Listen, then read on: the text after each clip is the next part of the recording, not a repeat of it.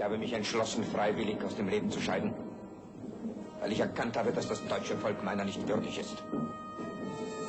That was an actor. Here is the man himself. The most filmed and photographed face in history. A mask for every appearance.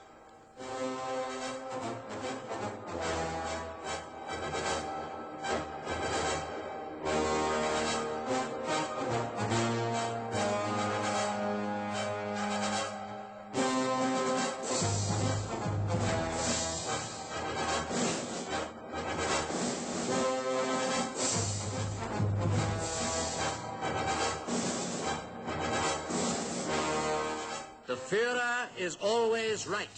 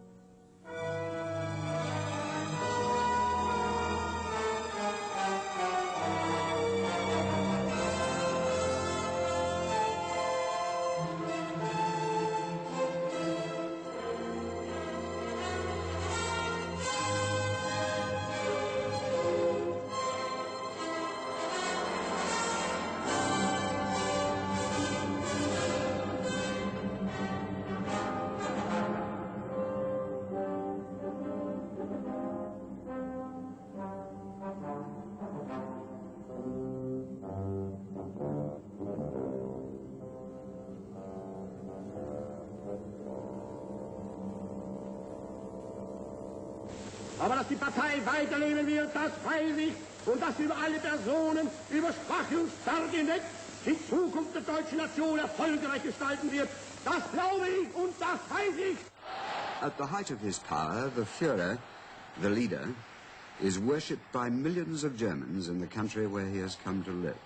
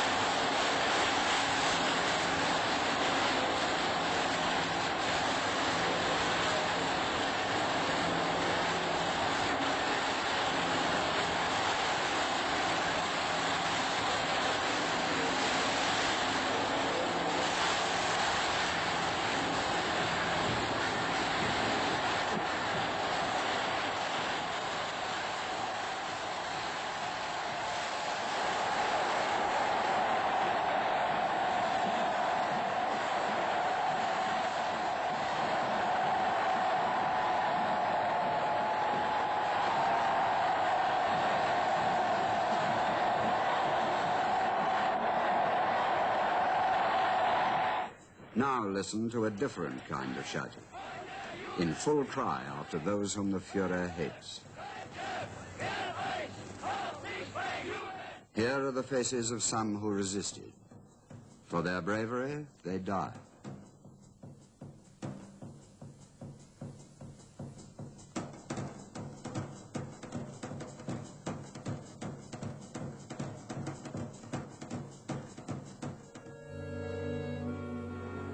But, we ask today, how was it possible for these seemingly peace-loving, honest, industrious German people going about their everyday lives so easily to become the captive minds, the abject slaves of a man who could say, "It is not by the principles of humanity that man lives or is able to preserve himself above the animal world, but only by means of the most brutal struggle."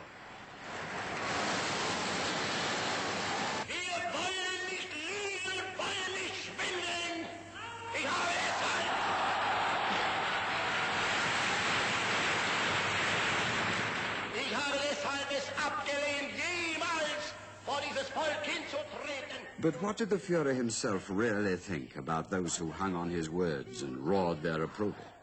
The intelligence of the masses is very restricted, and their ability to understand is feeble. Any German, if he had liked, could have read these words in Hitler's own book, Mein Kampf.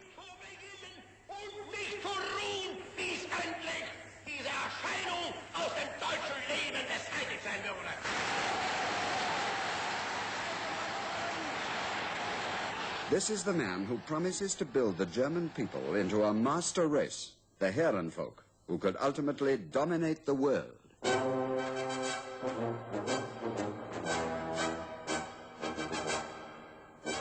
He tells them, "The stronger must dominate and not blend with the weaker, thus sacrificing his own greatness. Only the born weakling can think of this as cruel." How did this happen?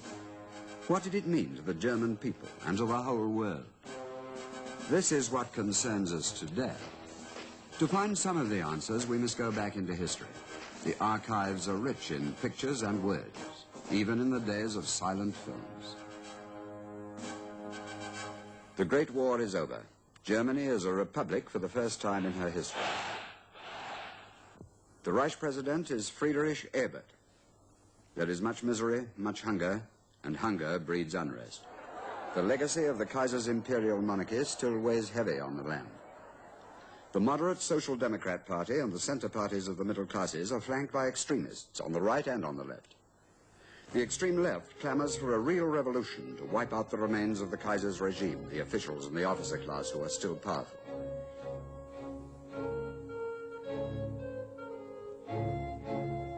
On the right, these self-same army officers command a Reichswehr which has been reduced by the Allied victors to 100,000 men. But they also give support to the Freikorps, gangs of ex-soldiers, adventurers, toughs and killers. Outbreaks of violence in the streets are bloody and frequent.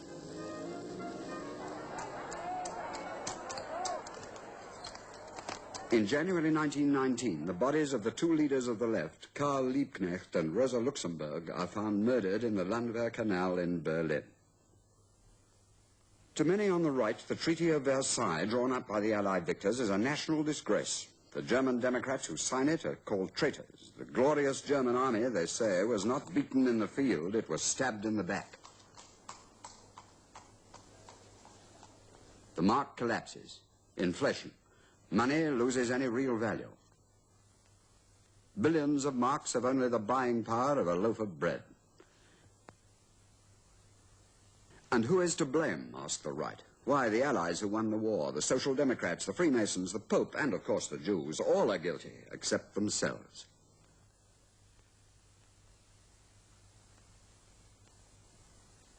Such are the troubled conditions in which the young Weimar Republic strives to grow up. Munich, capital of Bavaria, is a hotbed of right extremists. One of the most influential is General Ludendorff, the man who commanded the beaten German army and who persuaded the Kaiser to surrender.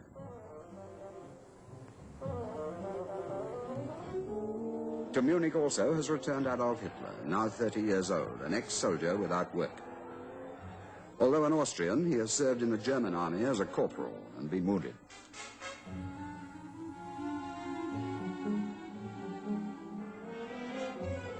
The Reichswehr hires him as a secret agent. He is instructed to spy on a small group of people who meet in Munich beer cellars, soon to call themselves the National Socialist German Workers' Party, or the Nazis. Hitler joins the party. He says, "It was the most decisive resolve of my life. From here, there could be no turning back."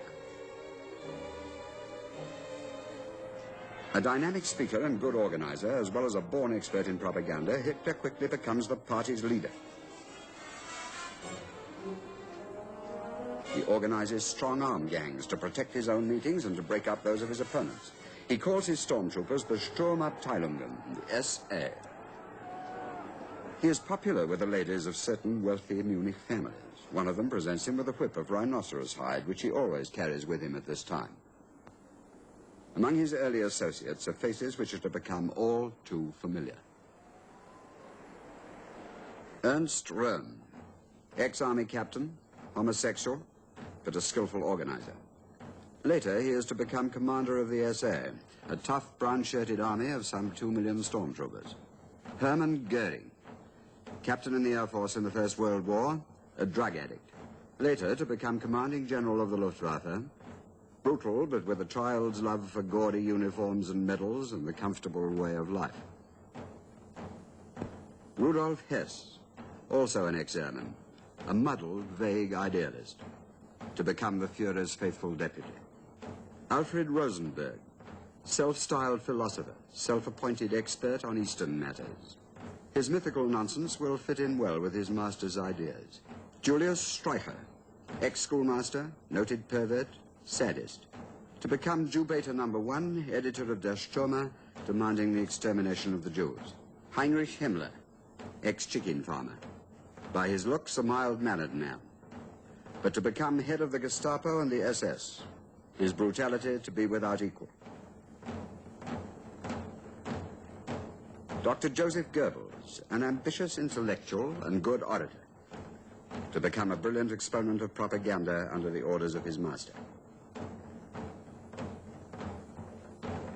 Gregor Strasser, the only Nazi leader really to believe in the socialist ideas of the party and stick to them, later to be murdered by his Führer. All now pay allegiance to their Führer. In the years ahead, many of them will either betray him or he will betray them. These are the men into whose hands are to be given the destiny of the German people. In these early days of the 20s, the Nazis are not a wealthy movement. Except for a gift of 100,000 gold marks from Fritz Thyssen, the Ruhr industrialist, and small loans from certain well-off families, the party depends on subscriptions and collections at meetings. Frustrated by lack of action by the right-wing parties, Hitler allies himself with General Ludendorff in an attempt to seize power in Munich by force. November the 9th, 1923. They stage a putsch. The police open fire. Hitler is one of the first to run. Only Ludendorff keeps marching. 16 Nazis are killed. The putsch ends in fiasco. In the years to come, Hitler is to make the 9th of November into a memorial day of bigger and bigger ceremonies. The 16 dead Nazis are turned into national heroes. Truth is buried under a myth of ritual death worship. One gigantic propaganda lie. Von Pape, Theodor von der Pforten,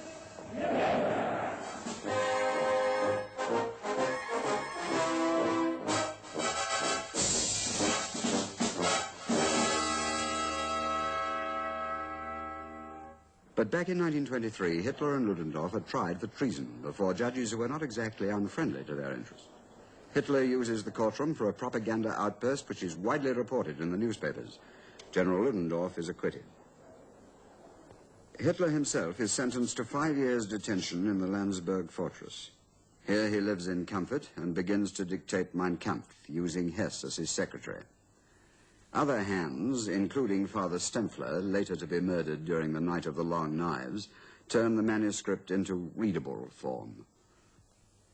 After less than a year, Hitler is released, but the Nazi Party itself is in ruins. Meanwhile, the young Weimar Republic has found its feet and has gained goodwill abroad. When President Ebert dies, he is succeeded by the aging Field Marshal von Hindenburg, a man who, because of his traditional army background, could never be a Republican, let alone a Democrat. But to the Allied victors, he appears to be a symbol of stability. And so foreign investment, mainly from America and Britain, begins to flow into Germany. A steady rise in the standard of living lulls the people into a state of false security. And so long as the Republic seems to prosper, the Nazis make little headway. But Hitler continues to harangue any audience who will listen to him. New York, October the 24th, 1929. The bottom drops out of the stock market. The economic collapse which shakes all America is soon to shake the world. With an abrupt cutting off of more loans from abroad, the very cornerstone of German economy crumbles. Thousands of small businesses and shopkeepers shut down. Soon 6 million Germans are out of work. How is it possible, people ask everywhere, for so much poverty to suddenly replace so much prosperity? But Hitler rejoices in this misery of the people. He sees the chance to find new support. He says, "Never in my life have I been so well disposed and inwardly contented as in these days."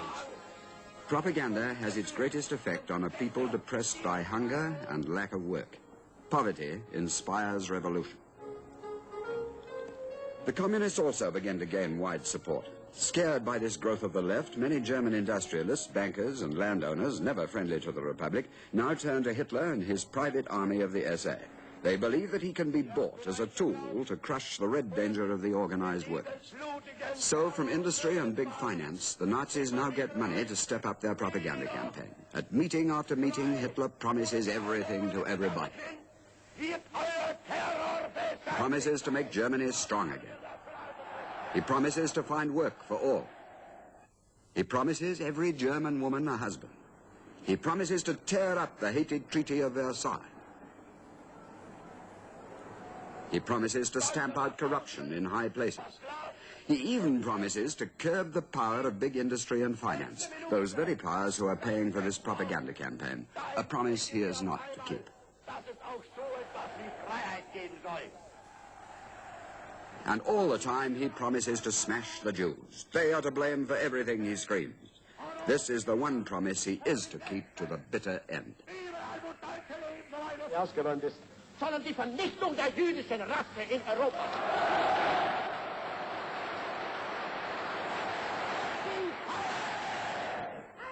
Fighting in the streets is frequent. Among the toughs of the SA is a dissolute young student, Horst Wessel.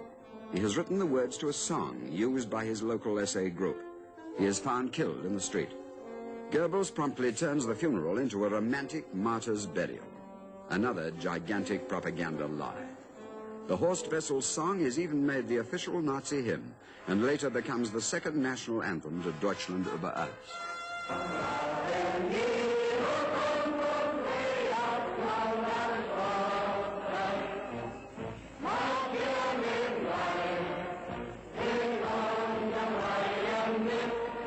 In the next few years, Germany is divided by a whole series of elections. Wenn doch bei dieser kommenden Wahl die Nationalsozialisten verlieren möchten, damit die Bürger in Parteien wird etwas zunehmen. Regierungen kommen und gehen, das Volk ist das Bleibende.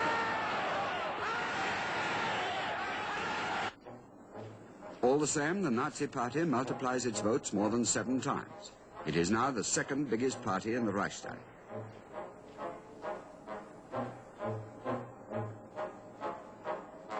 The communists also still steadily gain in numbers. The Social Democrats and the moderate centre parties are always the losers. Meanwhile, the army has stood aloof, but watched events with growing alarm. The generals have never supported the Republic. They still dream of a return to the old monarchy. To keep them quiet, Hitler tells them, I have always held the view that any attempt to undermine the army is madness. We will see to it when we come into power that out of our present Reichswehr, a great army of the German people shall arise. For the time being, the generals are satisfied. But from this day on, they will never be rid of the Austrian corporal. They will share in his guilt. When the next election for president comes up, Hitler feels strong enough to challenge the 84-year-old Hindenburg, father figure of the German people. Solange es in Deutschland ein politisches Leben gibt, ist noch nie aus allen Berufen und allen Ständen, allen Lebensstellungen, allen Herkünften eine solche Bewegung aus nichts geschaffen worden. It is just because the Nazi Party has sprung from nowhere that the many leaders of industry and finance believe that Hitler can be bought as a weapon to serve their ends. January 1932, he addresses a meeting of industrialists in Dusseldorf. Result, more money is subscribed for the party, to be spent on a propaganda campaign the like of which Germany and the world has never seen. Hitler over Germany. The Führer flies from city to city, 20 places in 1 week. The Nazi press screams out that here at last is a man fit to lead the German people. But even with this terrific propaganda onslaught, Hitler loses the election. But the propaganda has had results. The Nazi party still grows in size. Next move, Chancellor Brüning is forced out of office. A man of the Catholic Centre, he has been compelled to rule by emergency laws. The way is now open for far more dangerous men. Wily Franz von Papen and the ambitious General von Schleicher to intrigue together or against each other for the high post of Reich Chancellor, for the goodwill of President Hindenburg, but always against the Republic. By now it is obvious that the Weimar Republic is doomed. It has failed because most Germans believe that it has been foisted on them by the Allied victors of the war. It has never had any real constructive policy of its own. Too many of those who held power in the Kaiser's day have kept their power. It has, alas, been a republic without any real republicans, a democracy without any democrats. But how has Hitler come so close to power without having won a single free election? Let us repeat. First, the industrialists, the financiers and bankers, the landowners, and the army have seen in Hitler their only bastion against the organized workers. Second, the middle classes have remembered the days of inflation. They fear to lose what they have since gained.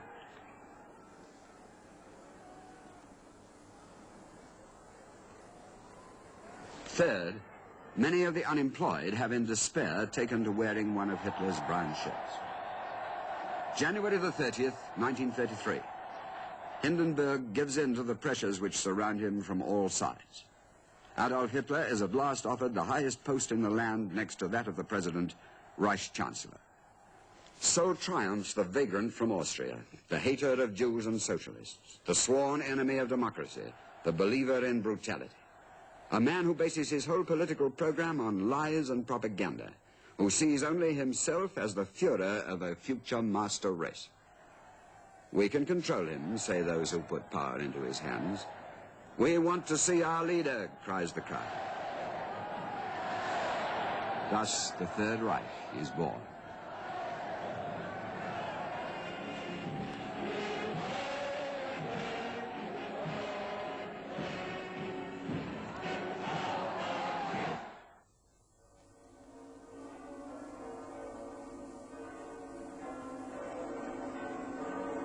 The first Nazi ceremony is another funeral.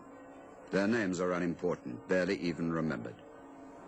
Dass aus diesem Grab einmal eine Flamme aufsteigen soll, die ganz Deutschland erleuchten wird.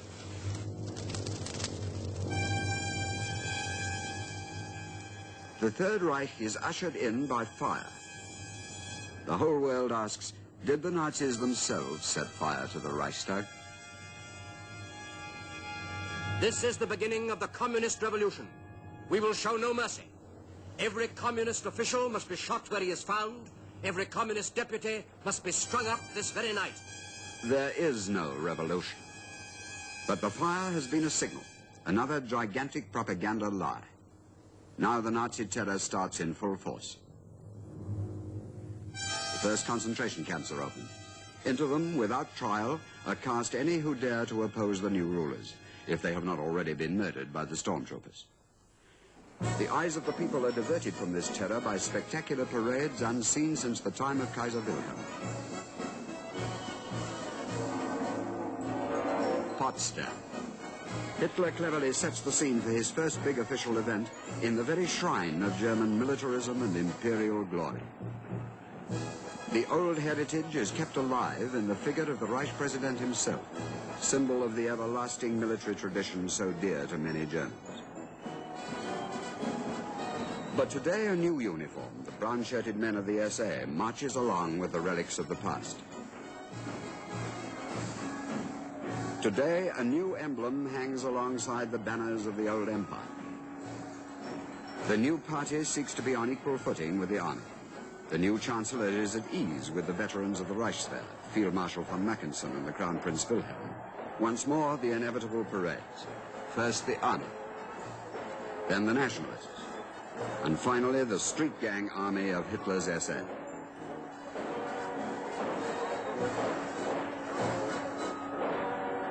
Two days later, the Reichstag meets in its new home, the Kroll Opera House. It is to pass an enabling act, which will strip the delegates of any real future power. Hitler, as Chancellor, will assume it all. The President of the Reichstag, none other than Hermann Goering himself, surveys the proceedings through binoculars. All communist deputies have either been arrested or murdered. Among the many other parties, only the Social Democrats, through Otto Wels, speak out against this ferocious act. All others vote with the Nazis.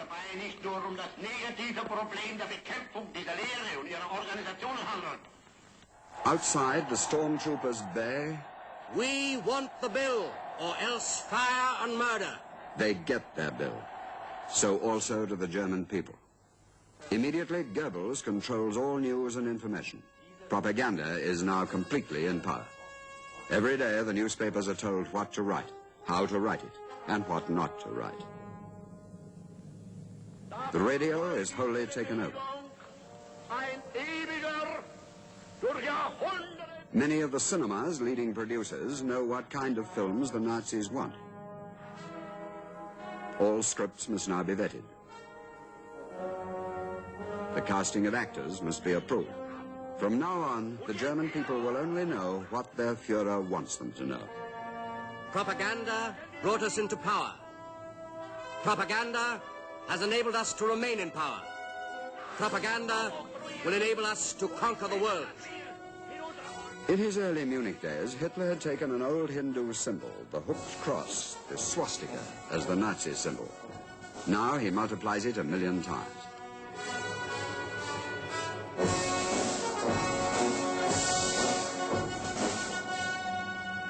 From the Romans, he steals the standards which are to dominate every ceremony. From Mussolini, he steals the fascist salute. The people are fed with slogans. Führer, command, we follow you. The Führer is always right.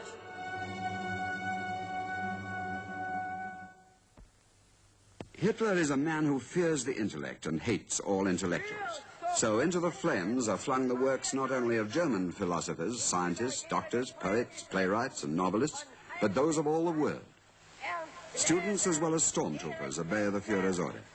Any culture except Nazi culture must be destroyed. May Day, 1933. Up till now, the Nazis had jeered at Labour's traditional day. But now it is to be celebrated as never before.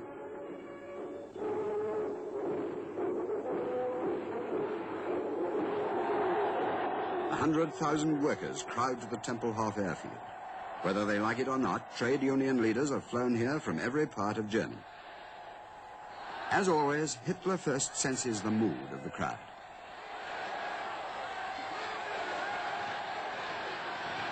Then he tells them,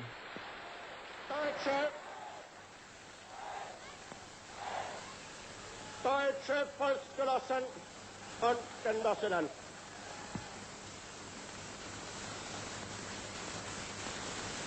Der Mai ist gekommen.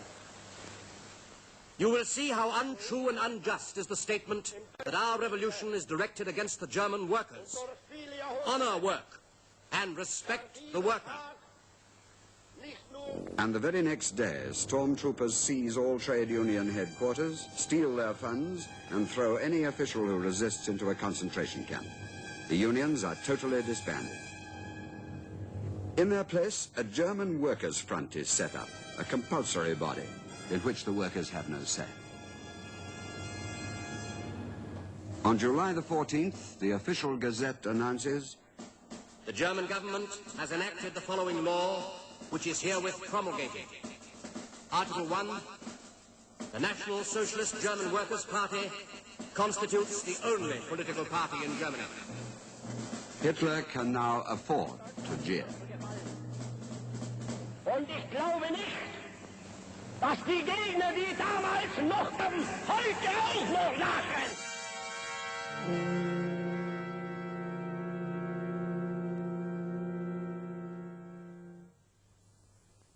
But the Führer has one more big problem to face.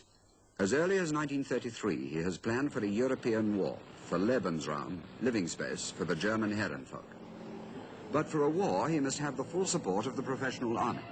The SA, now some 2 million strong, is all very well for striking terror into the people, but it would be useless to fight a modern war. On their part, the stormtroops are restless. Now their Führer is in power, they want their share of the spoils. But for Hitler, the support of the army comes first. An army which has watched with alarm the growing strength of the SA under its Chief of Staff, Ernst Röhm. Nicht das Verdienst, jetzt einzeln, nicht der einfachen SA-Mann ist. Wenn heute ein anderes Deutschland der Welt gegenübersteht. So when Hitler sets out with the commanders-in-chief of the army and navy for spring naval maneuvers, he is thought to have pulled off a secret double deal. Some say he ruthlessly agreed to sacrifice the SA in return for the High Command's promise to back him to succeed the aged Hindenburg when the old man dies.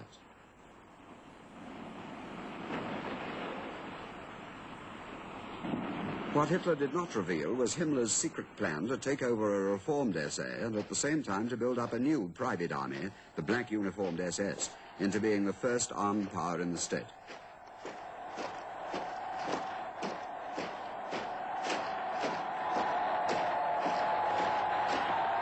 June the 30th, 1934, the night of the Long Knives, one of Hitler's most blatant acts of treachery against his former friends. Not only Röhm and many other SA leaders are murdered, but also Gregor Strasser, General von Schleicher and his wife, and hundreds of others against whom some Nazi bears a private grudge.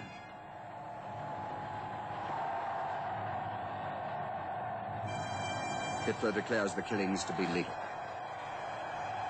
General von Bomberg issues an order of the day to express the army's satisfaction. Now industry is given the green light to speed up the armaments program.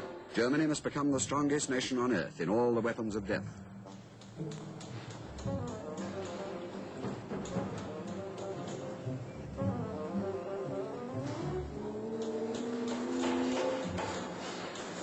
The people are given yet another new slogan.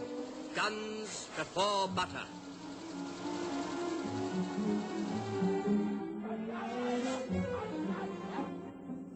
Also a part of the armament plan are the new autobahns. Impressive highways like these, so often admired by visitors to Germany, had been built in other countries. Only the German people are deceived into believing that such projects need a dictator for their fulfillment. To Hitler, they mean two things: strategic arteries for the war he plans, and a quick way to absorb the unemployed.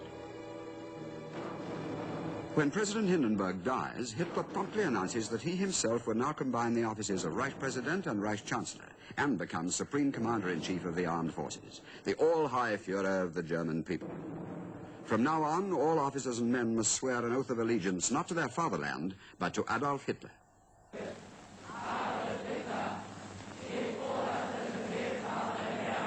He promises the people, the German form of life is definitely determined for the next 1,000 years. It is definitely determined, too, for the Jews in Germany, the arch objects of Hitler's hatred. Already on coming into power, he had proclaimed a national boycott of all Jewish shops. The Jew haters are on the hunt. Every humiliation is heaped upon the Jews. Julius Streicher's obscene newspaper pours out its lies.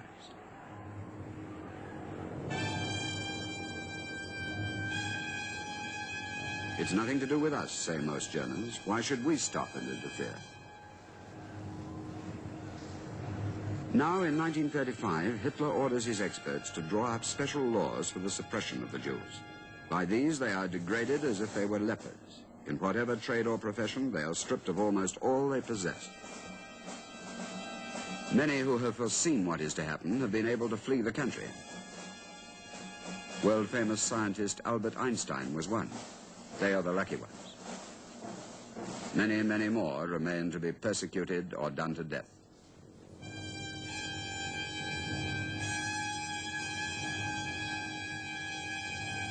Not only the Jews are thrown into the ever-increasing number of camps, but anyone suspected of uttering a word of protest against the Nazi Party, or who dares to question the supreme authority of the all-high Führer to rule the German people.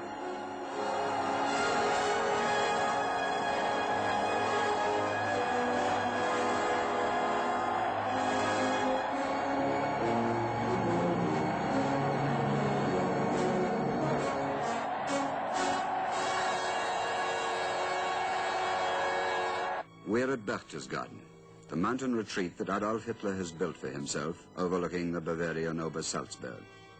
I go the way that Providence dictates with the assurance of a sleepwalker. We know today the crimes for which this man was responsible, but what do we really know of his private life? At that time, Hitler was a myth to the German people, unreal, remote. He has a fixation about becoming ill. He does not drink or smoke. He is a vegetarian, but he likes cream cakes and sweets. When he relaxes, he likes to have played an old German children's tune. He does not know that the world knows it too.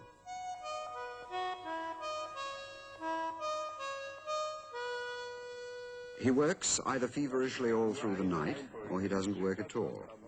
He either broods or talks for hours without stop. Here he is receiving a visit from the British Legion. He does not keep appointments at the right time and always leaves suddenly in a fast car. He likes being driven fast. Only Himmler knows always where he is to be found.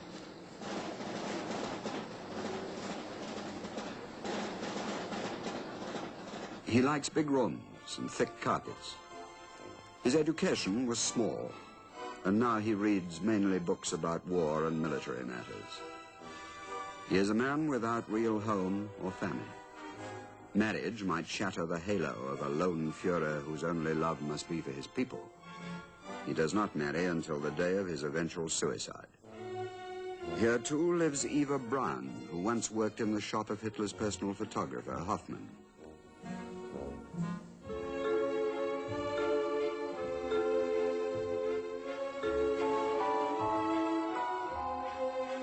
Years younger than the Führer, she has succeeded Adolf's first, and some say only, love, Geli Raubal, of whom he was fiercely jealous. She committed suicide in Hitler's flat in Munich in 1931. Destiny, says Hitler, has chosen him to create a strong and happy German people. Old party members visit their Führer at the Berghof, but none of them is on really familiar terms with him. Here is Goebbels, von Ribbentrop, foreign minister. Right, Himmler, in the middle, Heydrich, his amiable helper, in the center, Speer, then Hitler's architect.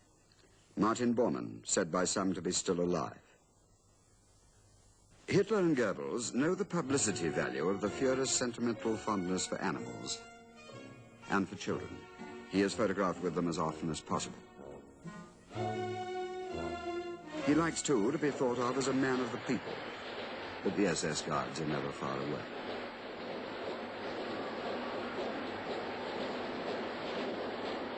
Of this man, who was to be the most photographed in the world, we have no films of his youth in Austria, where he was born in 1889. But we have all seen the familiar photographs of him as a baby, and of his father, a customs official with whom he quarreled. Of his mother, whom he is said to have loved.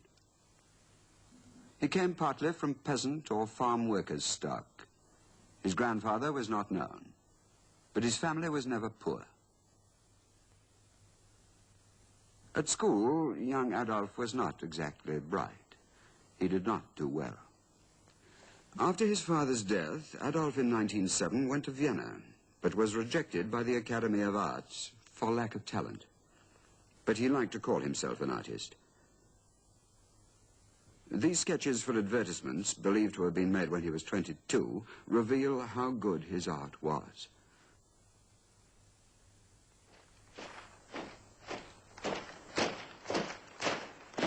In later years, always believing himself to be an artist, Hitler is to dictate to the German people just what kind of art they must admire. His choice must be their choice. He helps to design the House of German Art in Munich. He makes the choice himself of what paintings and sculptures shall be exhibited. The work of all modern imaginative artists is denounced as being degenerate.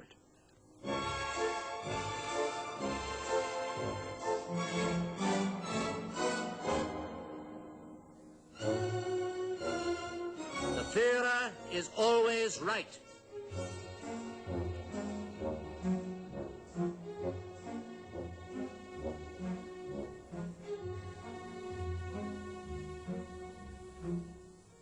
From his first days in Vienna, Hitler has worshipped the music of Wagner. As Führer, he is often welcomed to Bayreuth by Winifred Wagner, the composer's daughter-in-law. He claims to have seen Götterdämmerung over 100 times. Hitler was attracted in his youth to the heroic twilight of German mythology through the works of a crank philosopher, Lanz von Liebenfels. Later, his phony racialist, Rosenberg, is to transform this cult into the Nazi concept of a Germanic master race. A barbaric, legendary world, bedeviled by treachery and violence. The bloodbath of the Götterdämmerung. Valhalla going up in flames. Hitler himself said, "We are barbarians. We want to be barbarians. It is an honorable title." Hitler knows how deeply rooted in the German tradition is this cult of the Nordic and Teutonic pagan myth world, this morbid love for the void of dark thoughts. Cunningly, he sees how it can be used. From the blood-stained twilight world of Valhalla, it is but a short step to the parades and rallies of the Nazis.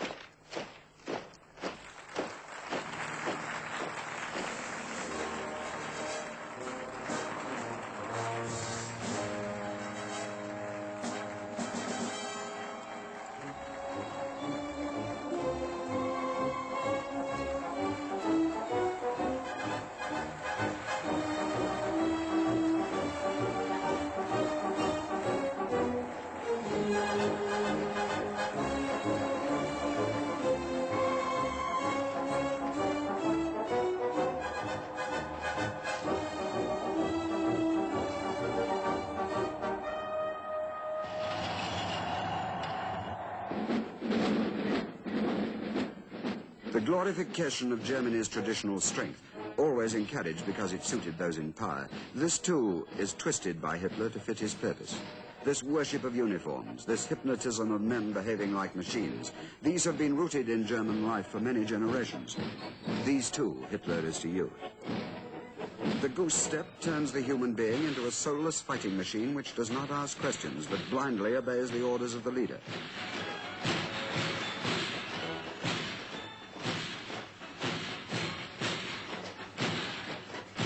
Hitler himself said, "It is the army which has made men of us all. And when we look upon the army, our faith in the future of our people is always reinforced." He sees himself as following in the steps of those men who had built Germany into an aggressive nation, Frederick the Great and Bismarck. Not one of the Nazi leaders are men of original thought or ideas. They have simply seized on old ideas and beliefs which have their roots in German history and twisted them to fit the Nazi ideology.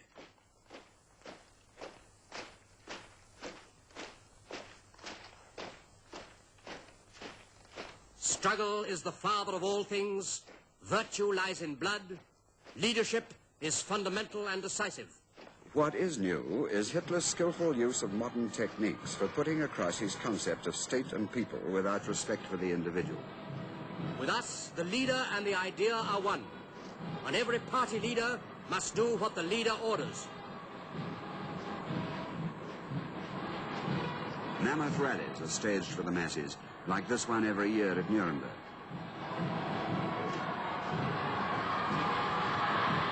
They are filmed and photographed so that the rest of the world may see.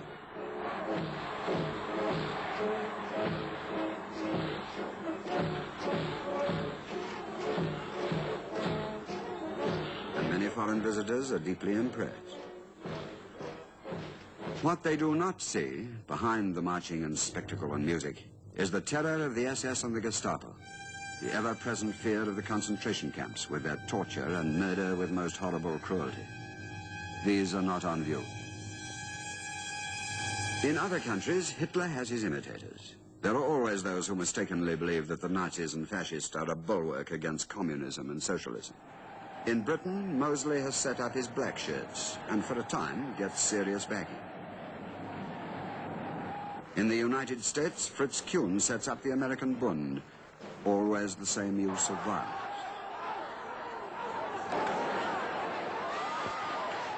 In France, there is the Croix de Feu. In Belgium, de Grelle and his Rexist follow the same fascist pattern. The cult of violence can threaten to take root and flourish in any country at any time.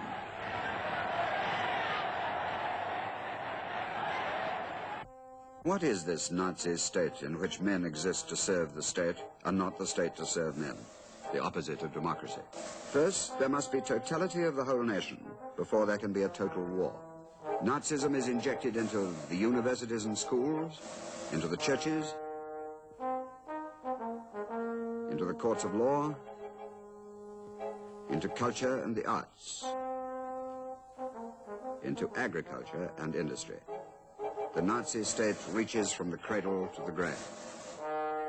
Woman's place is in the kitchen and the nursery. But this concept of total domination of a people is perhaps best summed up by a Nazi propaganda film of the time. We are educating our youth into a healthy outlook on life. With clear fundamentals, the young people are being prepared for living. Sport steels the body. Comradeship gives them the feeling for the folk community. So they become the future of the people. Our youth knows its goal, its great responsibility towards the future generations. No longer by accident, but consciously will the healthy find other healthy ones for a happy and good choice of a marriage partner.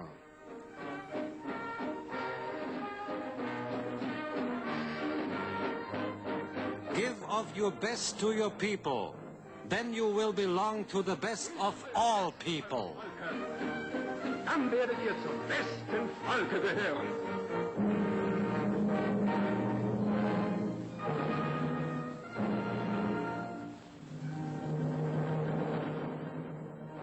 That is Hitler's Germany. Now for Hitler and the world. May the 17th, 1933. He proclaims that Germany only desires peace. The start of a war would be madness without end. It can only lead to the collapse of the present order of society. Germany needs peace. 5 months later, Germany walks out of the League of Nations. He signs a non-aggression pact with Poland. A naval treaty is also signed with Britain, which opens up the way for a strong German navy.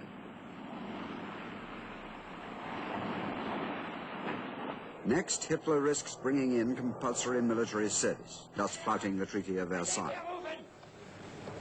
Adolf Hitler, der oberste Befehlshaber der Wehrmacht, hat unser deutsches Vaterland vor! March 1936. German troops move into the Rhineland. We know today that if the French had shown any fight at all, the Germans would have at once withdrawn. That same year, the Olympic Games are due to be held in Berlin. So the Nazis turn them into a massive propaganda display.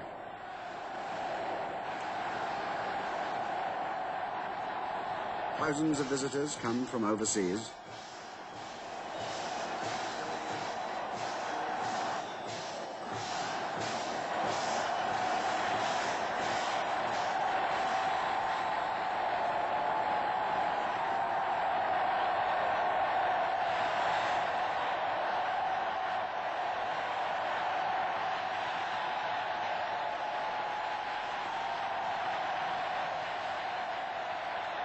Some of the foreign competing teams pay homage to the German Führer. When an American Negro, Jesse Owens, wins 3 gold medals, Hitler refuses to shake hands with him.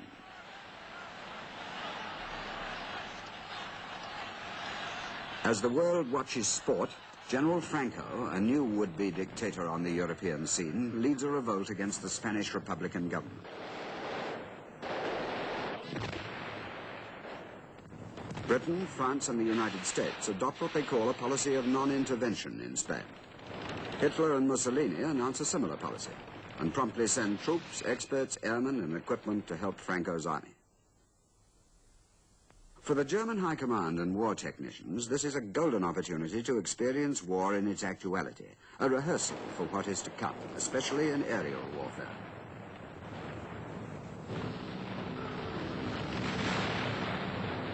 The wholesale rain of death dropped by German planes on the small and undefended town of Guernica shocks the outside world.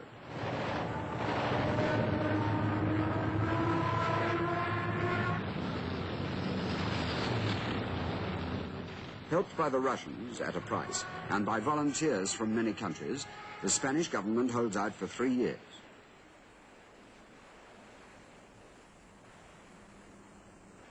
The specially formed Condor Legion of the German Luftwaffe returns in triumph to Berlin.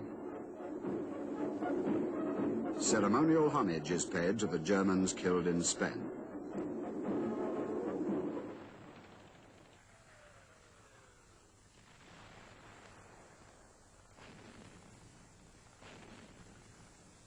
In 1937, the Führer welcomes Mussolini, his fellow dictator from Italy, to the Third Reich.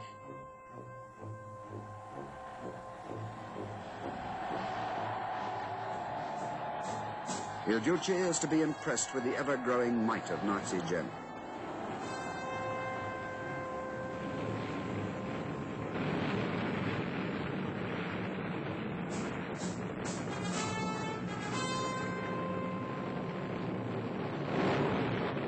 At a vast meeting in Berlin, Mussolini thanks Germany for her help in his brutal Abyssinian war. Die Sanktionen nicht angeschlossen. Wir werden das niemals vergessen.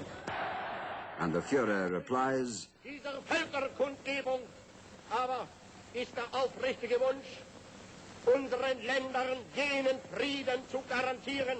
Peace, did Hitler say?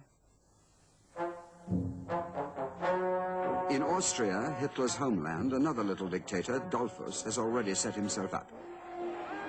He has smashed the workers' organizations, but only to open up the way for the Austrian Nazis. Dollfuss is murdered. When Schuschnigg, the new prime minister, tries to save what he can by a general vote of the people, Hitler gives orders for his army to march. I intend to invade Austria with armed forces in order to establish constitutional conditions and to prevent further outrages against the pro-German population. I will direct the whole operation myself. Only 3 years earlier, he had said, Whoever lights the torch of war in Europe can wish for nothing but chaos. always and again, the technique of the big lie, the mask of peace on the face of war. Millions of Austrians welcome the Führer to Vienna, the city he had left as a frustrated and bitter young man. Only some 67,000 people have had first to be arrested by Himmler's SS. March the 14th, 1938. Hitler stands on the balcony above the crowd. He tells them, I believe that it was God's wish to send a youth from here into Germany, to let him grow up and to raise him to be the leader of the nation, so that he could lead back his homeland into the Third Reich. Krieg, die Nationalsozialistische Partei und die Wehrmacht unseres Reiches, Sieg heil!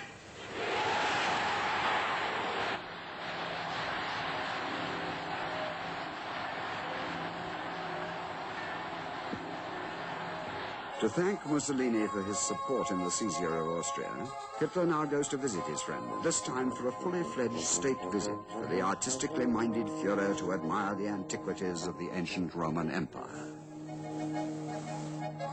How could such a man, who can find time for such harmless trips abroad, how can he desire more aggression in Europe?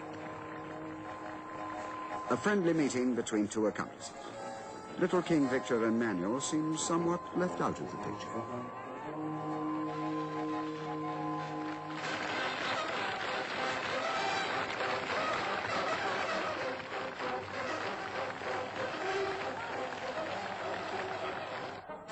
Peace, did Hitler say? Next move, Czechoslovakia. I give my word of honor that Czechoslovakia has nothing to fear from the Third Reich. But Hitler declares, it is my unalterable decision to smash Czechoslovakia by military action in the near future. Britain's Prime Minister, Chamberlain, believes he can save peace. With Daladier, Prime Minister of France, Chamberlain flies to Munich in an attempt to stop war in Czechoslovakia. September the 29th, 1938. 4 men sign an agreement. Hitler gets the Czech Sudetenland and the vital Czech defense lines and heavy industry. The Czechs, whose fate is sealed, are not present. Hitler is given a bloodless victory. At this moment in world history, all men who believed in freedom and justice hung their heads in shame. 6 months later, Hitler breaks the Munich Agreement. His army and the SS march into all Czechoslovakia. She is the first democracy in Europe to become a German slave state.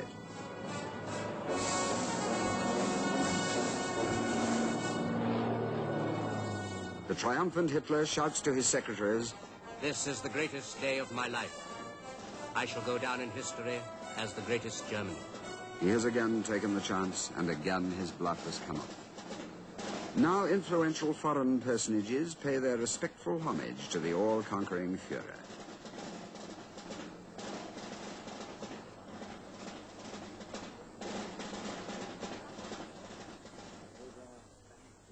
What can they report that Hitler has achieved for the German people?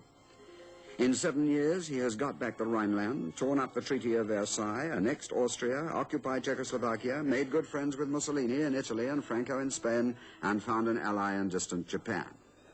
In the same 7 years at home, he has wiped out unemployment and built up Germany's armed strength without equal in the world. But the German people do not realize that all this has been achieved only by lies, by blackmail, by bluff, and by outright violence and murder. And none of it can last without a war. For the German people, many of them politically immature and lulled into a state of hypnotic worship by the newsreels and mass demonstrations, their beloved leader has everything under the control of his genius and inner instinct.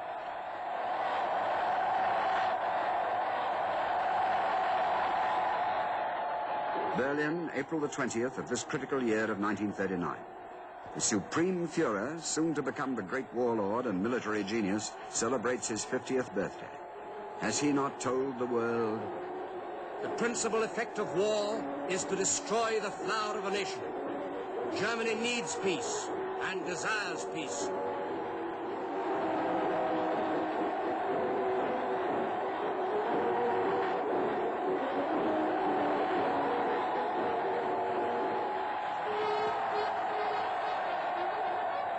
As the storm clouds gather over Europe, even Mr. Chamberlain is now alarmed.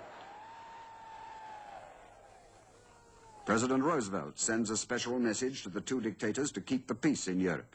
To this, Hitler replies without actually answering a single point. We know today that if an understanding could have been reached between East and West, Hitler might not have gone to war. But the British conservatives do not trust the Russians. The Poles will not allow a single Russian soldier to set foot in Poland. Stalin, failing to get an agreement with the Western democracies, now decides to come to terms with his deadly enemy and signs the Soviet-German Pact.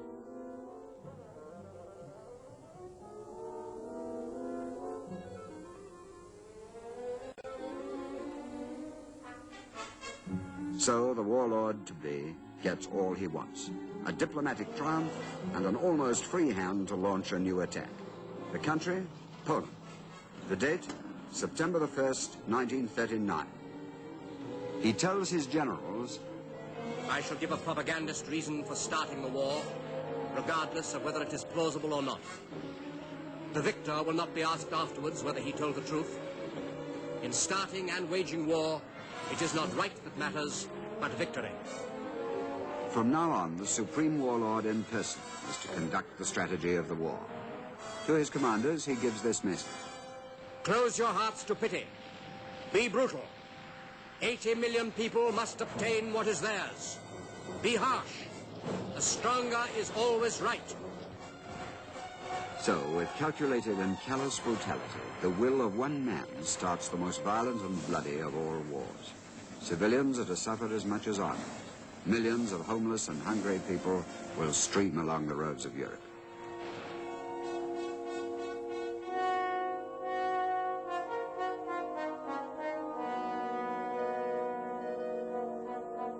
From his headquarters in a specially equipped railway coach, the Führer orders an all-out air blitz on Warsaw. The lessons learned in Spain are now put into action.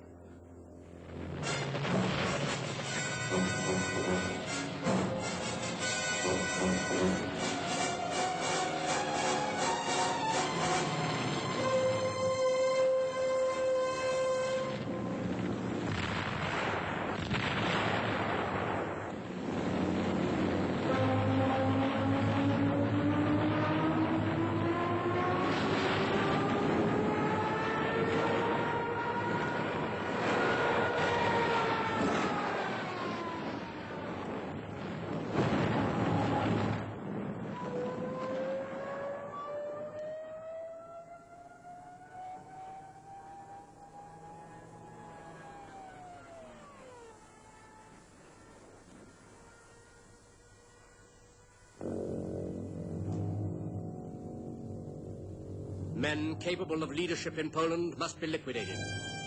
Those who follow them must be liquidated in their turn. There is no need to send these elements to concentration camps in the Reich.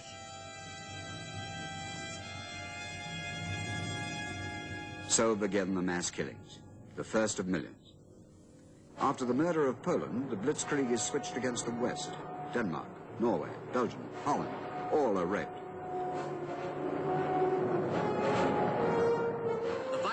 Of the neutrality of the Netherlands and Belgium is unimportant. No one will question it when victory is won.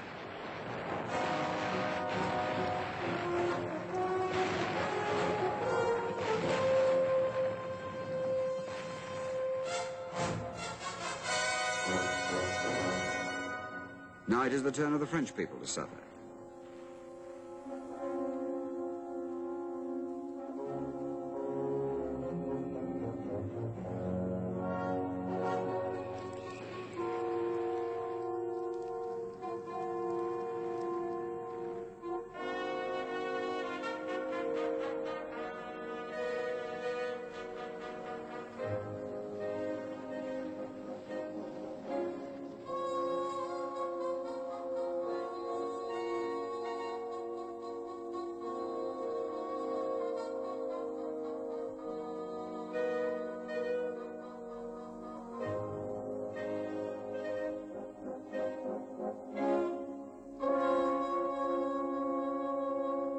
Interlude. The Führer meets Il Duce in Munich.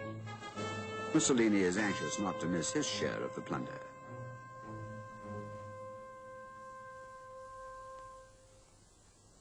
At Hitler's orders, the armistice is signed in the same railway coach that was used when the Germans signed their surrender in 1918, at the same spot in the forest at Compiègne.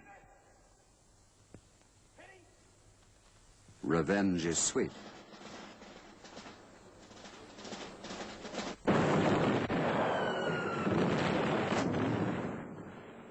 London, September 1940.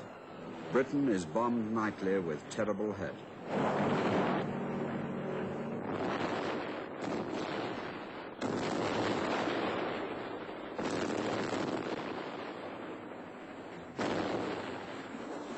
At the same time, packs of U-boats threaten Britain's lifelines in the Atlantic.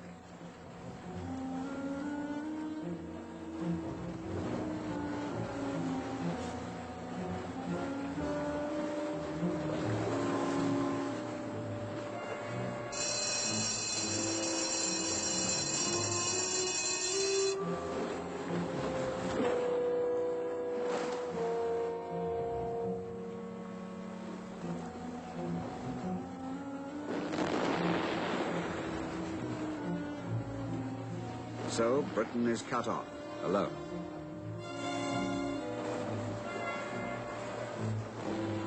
England's situation is hopeless. The war has been won by us. A reversal of the prospects of success is impossible.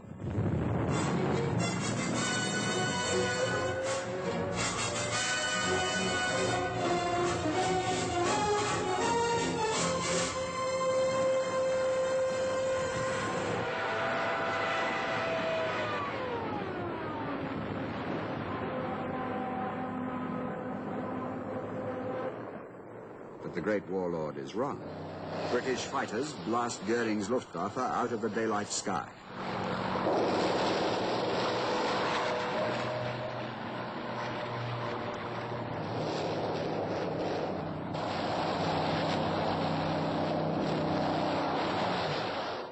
Operation Sea Lion, the invasion of Britain, is postponed.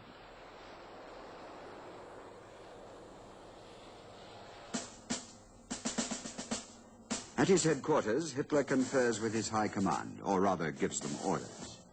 The military genius tells his generals, the German armed forces must be prepared to crush Soviet Russia in a quick campaign before the end of the war against England. Since the summer of 1940, Hitler has been planning an all-out attack on Soviet Russia, despite their pact. But before he can put Operation Barbarossa into action, he must protect his rear. The horizon does not look bright. Despite all the swift German victories in Europe, Mussolini has suffered humiliating defeat by the British in North Africa. In Britain, the British people still stand firm. In Spain, Franco will give no aid. So to force his hand, Hitler speeds to a meeting on the Spanish frontier. Did he not help Franco in his civil war?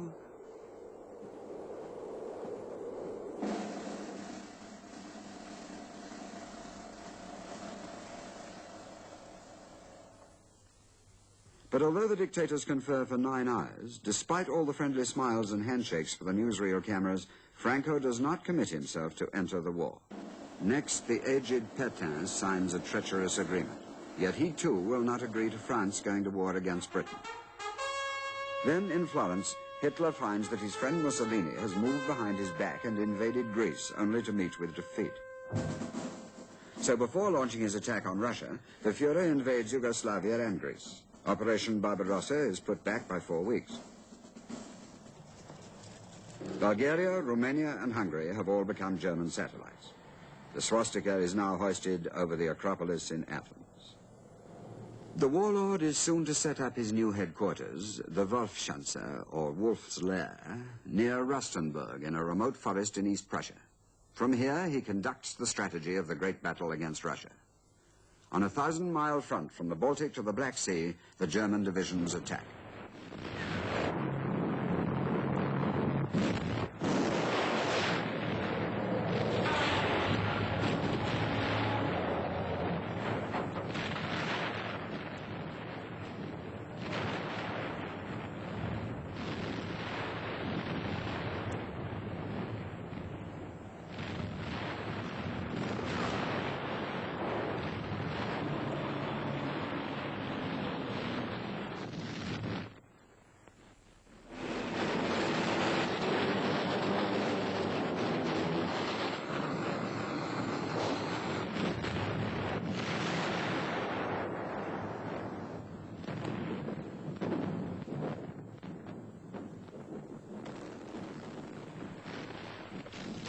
The Russians burn all they leave behind, so that nothing of value should fall into the hands of the invader. Scorched earth, they call it.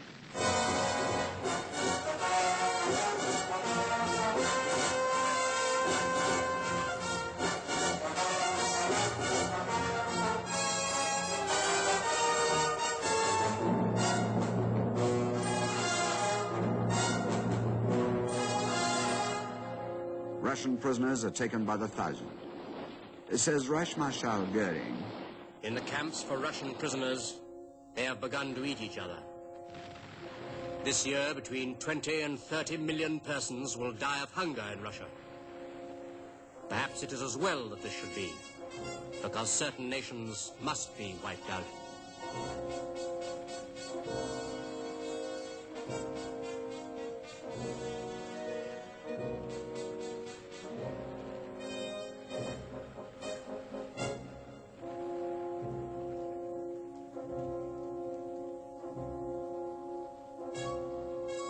Within 3 months, it looks certain that Russia's 2 greatest cities, Moscow and Leningrad, must fall. Says the warlord in a moment of triumph, we have only to kick in the door, and the whole rotten structure will come crashing down.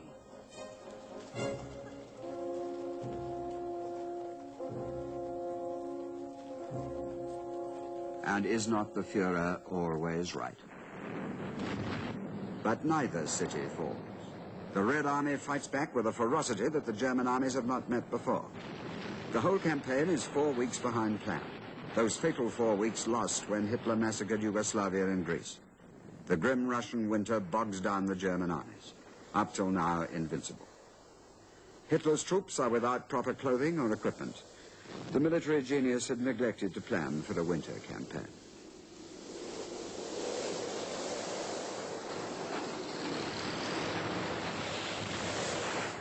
At the Wolfschanze, the warlord sacks some of his generals and takes over as commander-in-chief himself. He explains. This little matter of operational command is something that anyone can do. The task of commander-in-chief is to train the army in a national socialist way. I know of no general who could do it as I want it done. So I have decided to take over the command myself.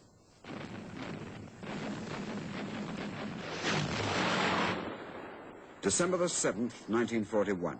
Out of a clear sky, Japan attacks the United States at Pearl Harbor in the Pacific. 4 days later, the Fuhrer declares war on America. A vast new power is now to be reckoned with. Meanwhile, in all the conquered lands of Europe, Adolf Hitler's promised new order is being brought into force. Heinrich Himmler, supreme head of the SS, speaks about it. What other nations can offer in the way of good blood of our type, we will take, if necessary, by kidnapping their children and raising them among us. Whether other nations live in prosperity or starve to death like cattle interests me only insofar as we need them as slaves for our Kultur. Whether 10,000 Russian women fall down from exhaustion while digging an anti-tank ditch interests me only insofar as the anti-tank ditch for Germany is finished. Here speaks Erich Koch, Reich Commissar for the captured Ukraine. We are a master race and must remember that the lowliest German worker is racially and biologically 1,000 times more valuable than the population here. All so-called undesirable elements, all Jews and most Slavs and Gypsies as well, are to be exterminated by straight murder or by being worked to death. From the occupied countries, the Nazis plunder all they can find. Food stocks are the first to be sent back to Germany. Says Hermann Goering to his subordinates, "Whenever you come across anything that might be needed by the German people, be after it like a bloodhound. It must be taken out and brought to Germany." In this way, Goering steals hundreds of treasures from the museums and art galleries of the terrorized lands for his private collection.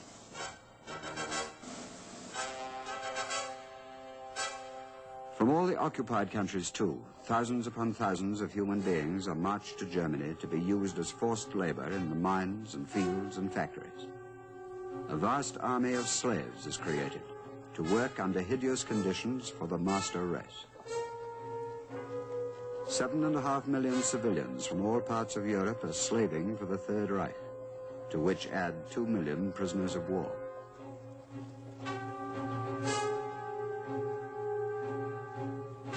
After the rape of Poland, the Germans wall up some 400,000 Jews in the Warsaw Ghetto, sealed off from the rest of the city.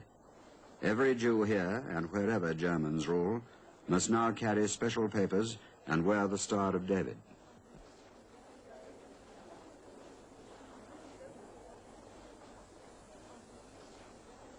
They are allowed just enough food to keep about half their number barely alive.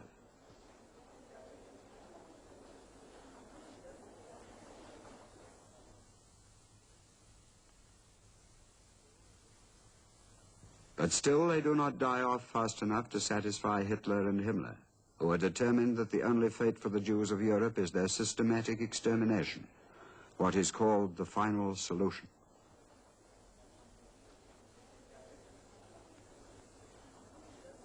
Each day in the ghetto, the Jews are rounded up from their homes or on the streets.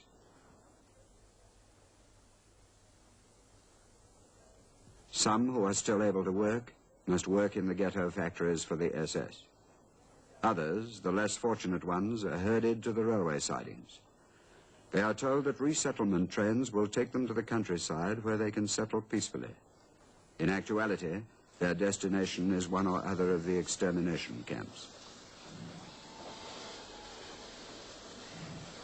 Not only in Poland, but from all over Nazi Europe, the wheels of the death trains roll. These pictures were taken by an SS cameraman in Holland.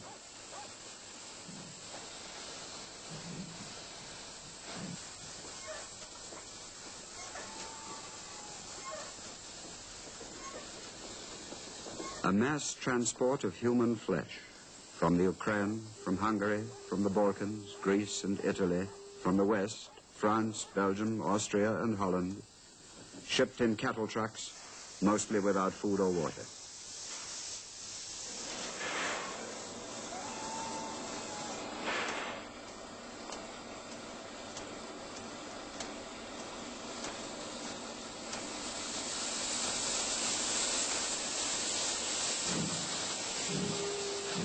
Thousands die on the way.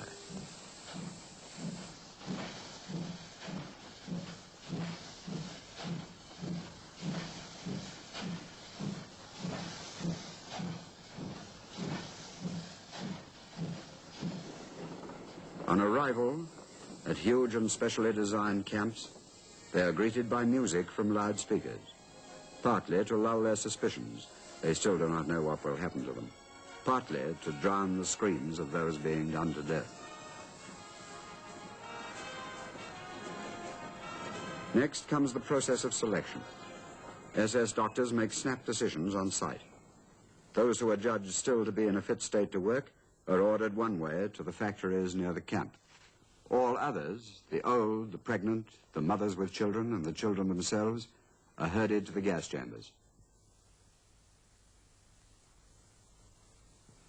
After death, their bodies will be burnt in the cremation ovens. More than 1,600,000 children alone die in this way. To save time, many of the small children are thrown into the cremation ovens alive.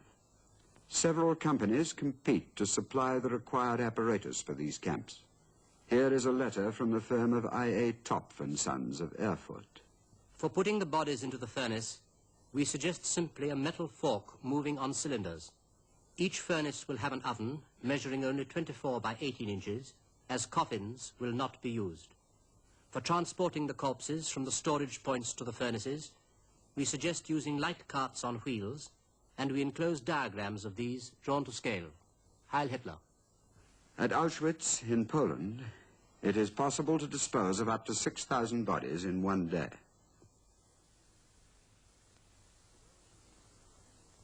For those who do not die in this way, there are the so-called medical experiments involving incredible pain and certain death.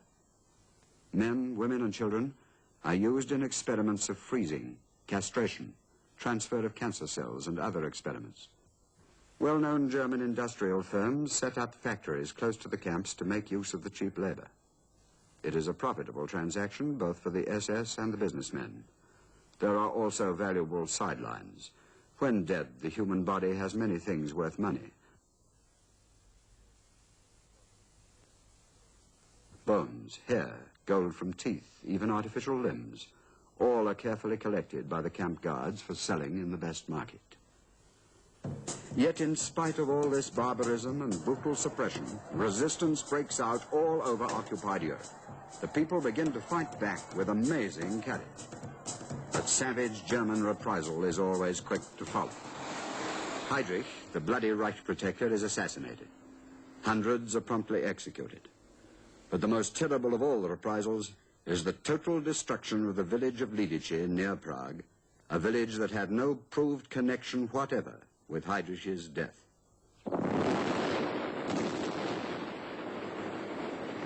Under the command of Captain Max Rostock, security police shoot every man and boy out of hand. All women are sent to the camps. All children are sent to Auschwitz. The village itself is then systematically destroyed, house by house. The SS is so proud of its work that it is filmed by an official cameraman.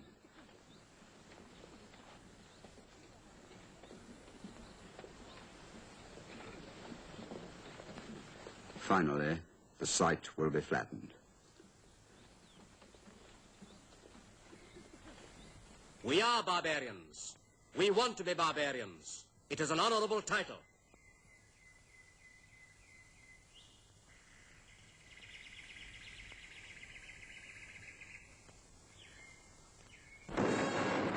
(1942), the fateful year.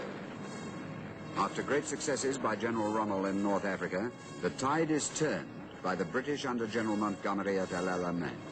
More Allied landings are made along the African coast, and finally the Allies press on to Tunis and across to Sicily and southern Italy. On the Russian front, the battle for Stalingrad goes on, but the end is near. Colonel General von Paulus radios his Führer. Troops without ammunition or food. Further defense senseless. Collapse inevitable. Army requests permission surrender in order to save lives of remaining troops.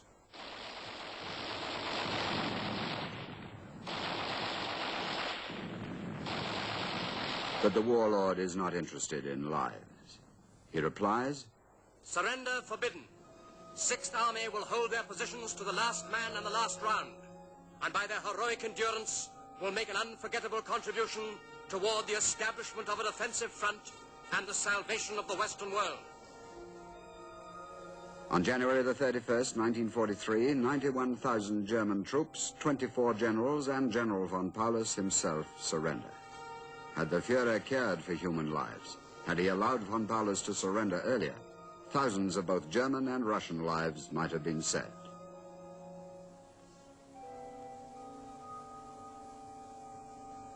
Now it is the Germans who are being made prisoner by the thousand. It is obvious to the whole world that at last German aggression is halted. Obvious to all but the Nazis, who act as if El Alamein and Stalingrad had been German victories. Der Reichsmarschall.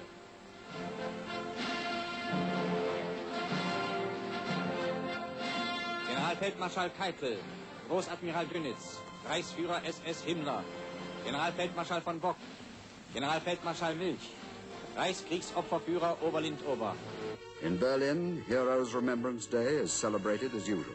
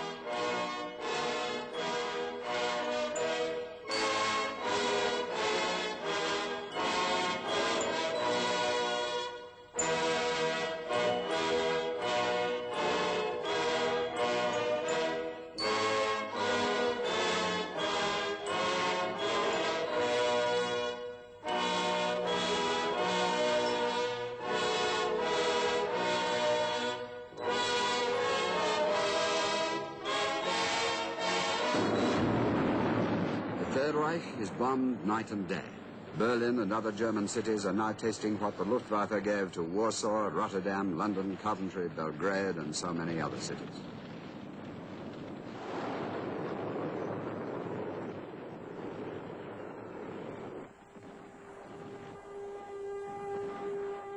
But not in one single bombed city does the Führer show his face.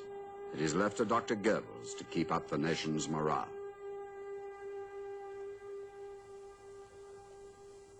Inspired by promises of Allied landings in Europe, the resistance in the occupied countries grows bolder. Underground newspapers are printed. Leaflets appear from nowhere in the streets. Hundreds of acts of sabotage are carried out.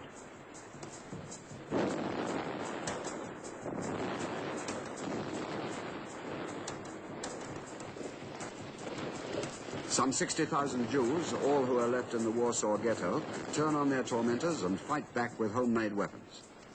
Once more, German reprisal is swift and terrible.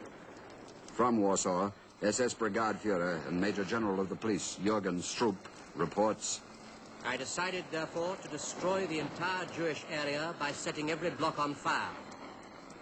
The Jews stayed in the burning buildings until, through fear of being burned alive, they jumped from the upper stories.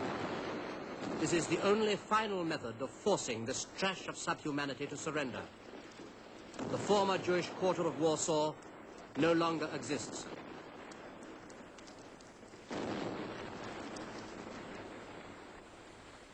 At the outbreak of war, 10 million Jews were living in the territories to be overrun by the Nazis. By any reckoning, at least 5 million have now been killed because of the insane hatred of one man and his followers. In Germany itself, there has also been resistance to the Nazis since the first day of the Third Reich. But the terror and torture of the Gestapo and the SS have kept such outbreaks secret.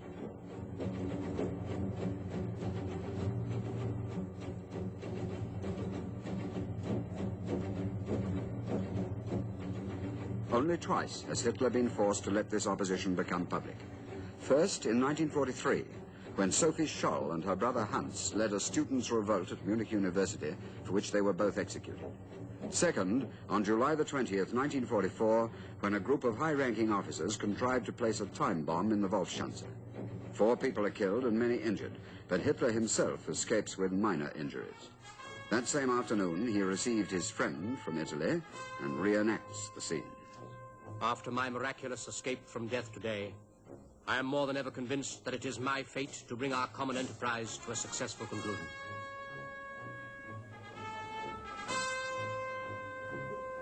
But the plotters are caught and given a trial which, even by Nazi standards, is a savage mockery of justice, under the control of the notorious Roland Freisler, president of the People's Court.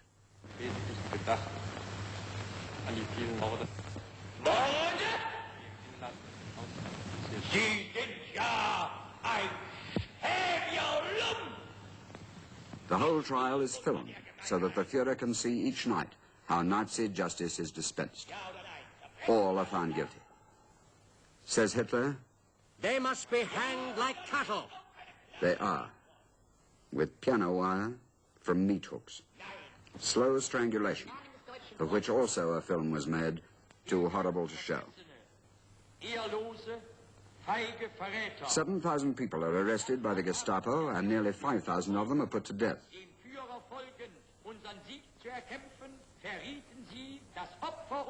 Up to the end of the war, some 130,000 Germans are tried in secret and either executed or murdered. Mostly workers, but also priests, doctors, students, men and women of both left and right beliefs. This is the other Germany whose struggle must go on the record.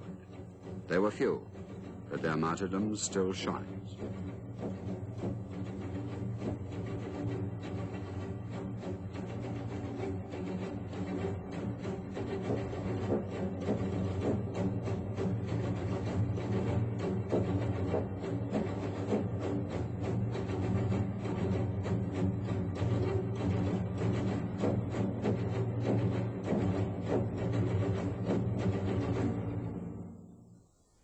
Major Otto Remmer, who helped to smash the July the 20th plot, is made a general.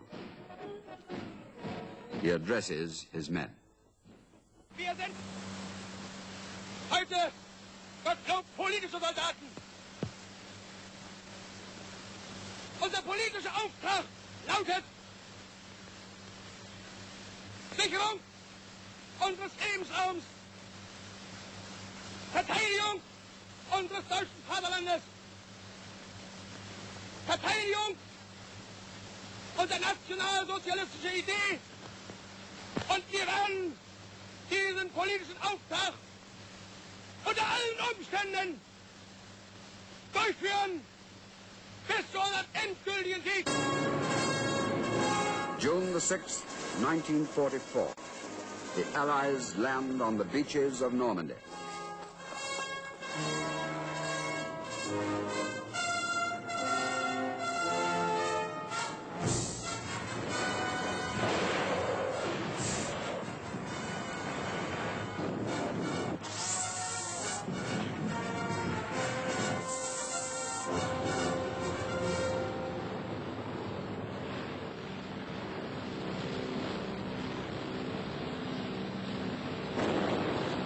The military genius now has to face attack on 4 fronts: from the west, from the east, from the south, from Italy, and up from the Balkans.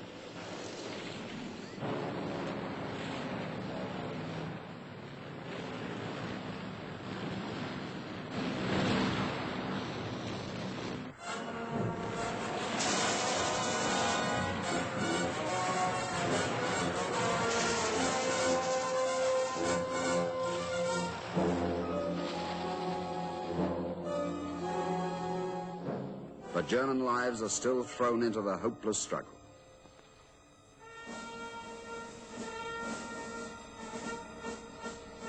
Civilians are taught to use arms. Take this weapon, they are told, and you will stop the Russians.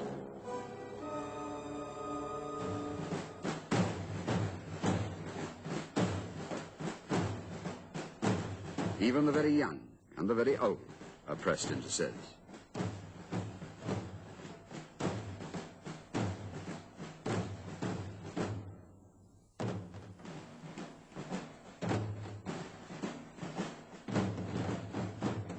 During these last months, it is again Dr. Goebbels who desperately strives to keep up the people's morale. Many still believe that the Führer's genius will save them.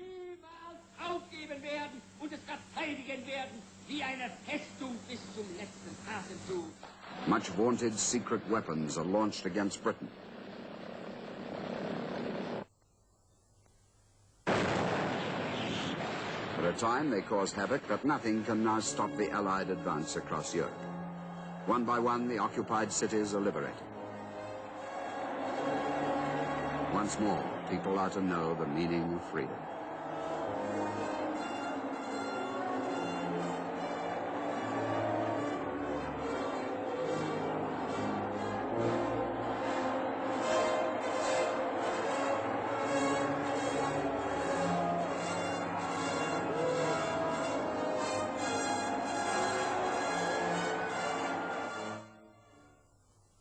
One by one, the Allied armies come upon the concentration camps.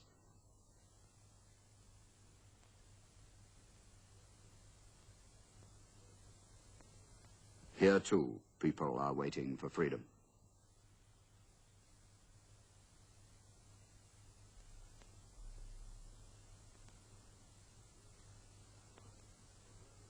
At last, the world outside the Third Reich can see the full horror of what up to now has been kept hidden.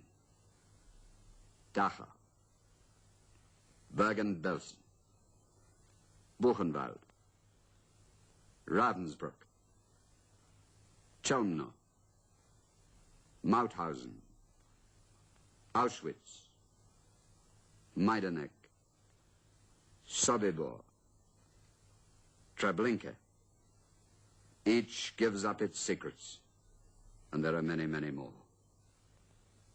This is part of the bill that has to be paid for the Third Reich. Not in money, but in human suffering beyond all belief.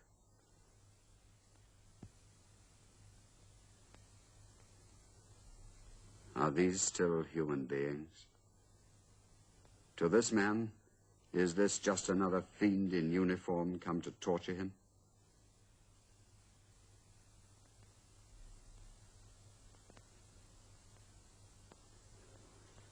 Some are still alive to tell their stories.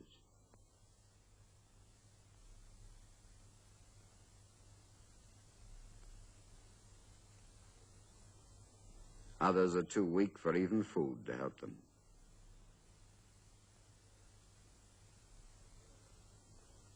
Here are the splintered shooting blocks.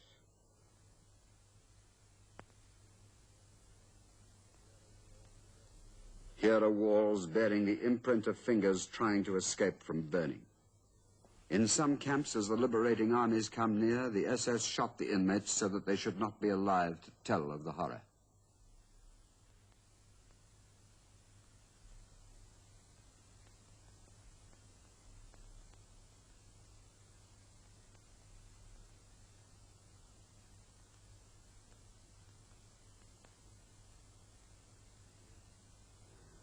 Here, as in so many places, all that can be done is to give the unburied dead a mass grave.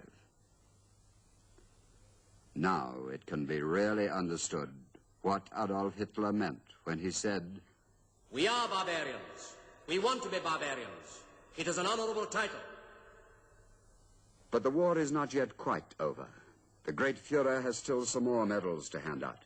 As there were no films of his beginning, so there are no films of his end. This is the last picture taken of him.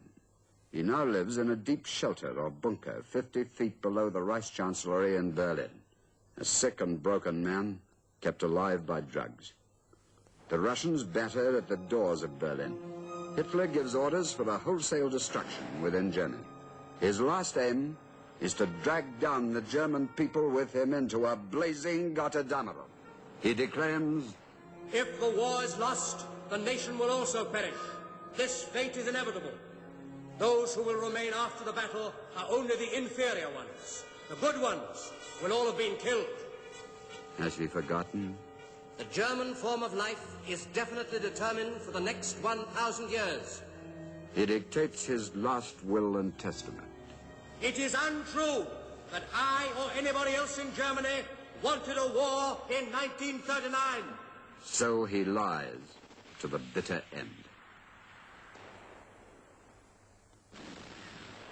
On May the 1st, 1945, the German radio interrupts its program. Our Führer, Adolf Hitler, fighting to the last breath against Bolshevism, fell for Germany this afternoon in his operational headquarters in the Reich Chancellery. The truth is that the Führer, the great warlord and leader of the master race, who has led his people and his armies to utter defeat, had taken his own life and that of his newly wedded wife, Eva Braun, the day before. Thus, to all who put their belief in him as their leader, he has shirked his final responsibility. This is what Adolf Hitler has left to the German people. A 1,000-year Reich, which has lasted 12 years. He was a man wholly dedicated to his evil mission. He was a man who broke his pledges but carried out his threats. He was a man who lied to all, even to himself. But Hitler came into power and kept his power only with the help of those who tried to use him for their own profit, because they feared the freedom of the people. And for this, the world came very near to dying.